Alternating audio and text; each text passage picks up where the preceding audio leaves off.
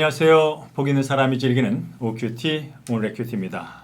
OQT는 스스로 말씀을 읽고 묵상하면서 하나님을 만나고 은혜를 경험하는 시간입니다. 오늘 함께 묵상할 말씀은 역대하 18장 28절에서 19장 3절까지의 말씀입니다. 함께 읽겠습니다. 이스라엘 왕과 유다 왕 여호사밧이 길앗 라못으로 올라가니라. 이스라엘 왕이 여호사밧에게 이르되 나는 변장하고 전쟁터로 들어가려 하노니 당신은 왕복을 입으소서 하고 이스라엘 왕이 변장하고 둘이 전쟁터로 들어가니라. 아람 왕이 그의 병거 지휘관들에게 이미 명령하여 이르기를 너희는 작은 자나 큰 자나 더불어 싸우지 말고 오직 이스라엘 왕하고만 싸우라 한지라. 병거의 지휘관들이 여호사밧을 보고 이르되 이가 이스라엘 왕이라고 돌아서서 그와 싸우리 한즉 여호사밧이 소리를 지르매 여호와께서 그를 도우시며 하나님이 그들을 감동시키사 그를 떠나게 하신지라. 병거의 지휘관들이 그가 이스라엘 왕이 아님을 보고 추격을 그치고 돌아갔더라. 한 사람이 무심코 활을 당겨 이스라엘 왕의 갑옷 솔기를 쏜지라. 왕이 그의 병거 모는 자에게 이르되 내가 부상하였으니 네 손을 돌려 나를 진중에서 나가게 하라 하였으나 이날의 전쟁이 맹렬하였으므로 이스라엘 왕이 병거에서 겨우 지탱하며 저녁 때까지 아람 사람을 막다가 해가 질 즈음에 죽었더라. 유다 왕 여호사밧이 평안히 예루살렘에 돌아와서 그의 궁으로 들어가니라. 하나니의 아들 선견자 예후가 나가서 여호사밧 왕을 맞아 이르되 왕이 악한 자를 돕고 여호와를 미워하는 자들을 사랑하는 것이 옳으니까. 그러므로 여호와께로부터 진노하심이 왕에게 임하리이다. 그러나 왕에게 선한 일도 있으니 이는 왕이 아사라 목상들을 이 땅에서 없애고 마음을 기울여 하나님을 찾음이니이다 하였더라. 아멘. 네, 방금 읽으신 말씀 다시 한번 서너 번 집중해서 읽으시면서 성령께 주시는 말씀을 듣도록 하겠습니다.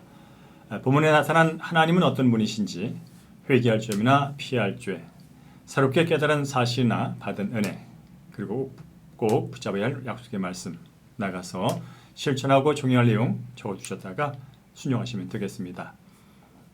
이제 화면을 잠시 멈추시고요. 묵상이 끝나면 재시작하시면 되겠습니다.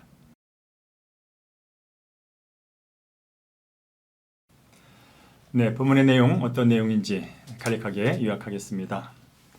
이스라엘 왕 아합은 일반 병사의 옷을 입고 변장하고 또 여호사밧은 왕복을 입은 채로 전쟁에 나갑니다. 위기에 빠진 여호사밧이 소리를 지르니까 하나님께서 듣고 구해 주시죠. 반면 아람 병사가 무심코 쓴 화살이 아합의 갑옷 솔기에 맞아서 아합은 결국 죽고 맙니다. 여호사밧이 무사히 궁으로 돌아오자 선견자 예후가 그를 책망하는 그런 내용이 되겠습니다. 오늘 한 절 노트는 33절입니다. 한 사람이 무심코 활을 당겨 이스라엘 왕의 갑옷 솔기를 쏜지라. 왕이 그의 병거 모는 자에게 이르되 내가 부상하였으니.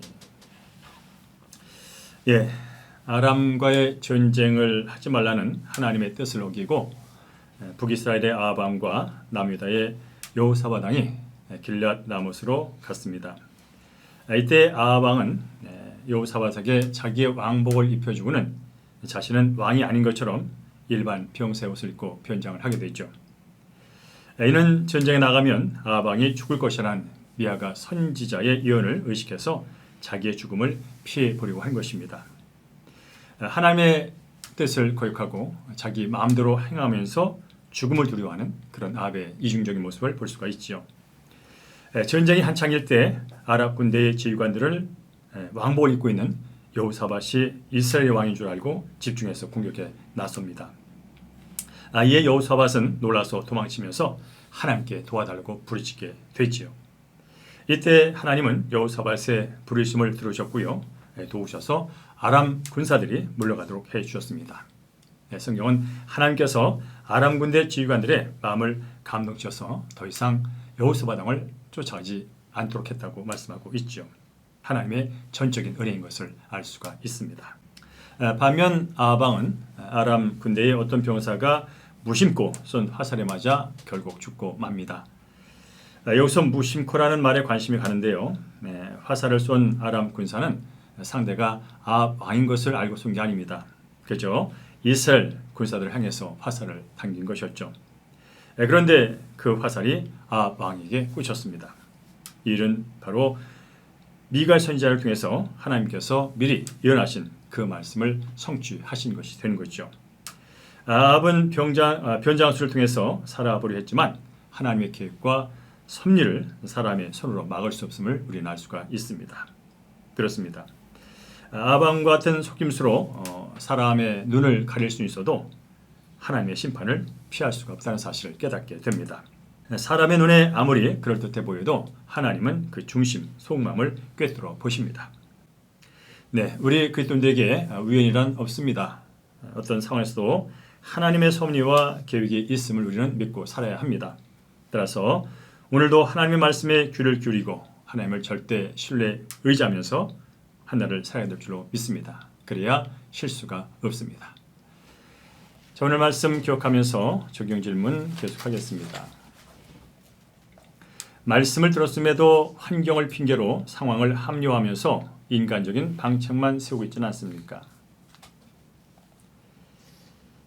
우연히 일어난 것 같은 사건에서 나의 불신앙을 깨닫고 회개로 나갑니까? 최근 누구에게 어떤 책망의 말을 들었습니까?